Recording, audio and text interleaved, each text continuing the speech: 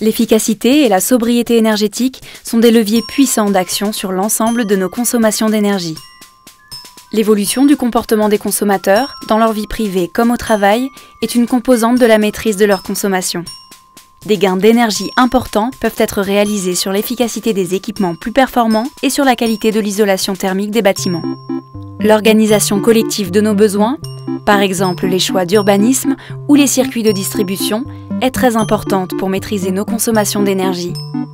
Cette politique peut être appliquée de façon progressive mais active dans l'ensemble de nos activités. Elle concerne l'ensemble des ménages, des entreprises et des collectivités. L'évolution de la surface des bâtiments doit être maîtrisée pour contrôler leur consommation.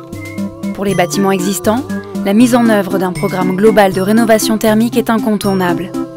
L'aménagement du territoire a un impact sur la consommation d'énergie des transports en réduisant notamment les distances entre les habitations, les lieux de travail, de loisirs ou de consommation. Le choix d'encourager certains modes de transport ou la production de véhicules plus propres est également essentiel.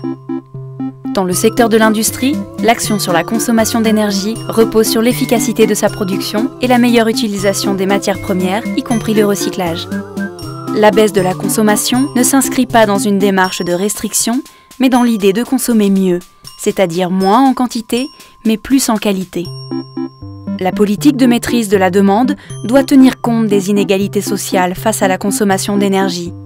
Les citoyens ne sont pas égaux face aux dépenses contraintes d'énergie, chauffage et déplacement, selon l'endroit où ils résident.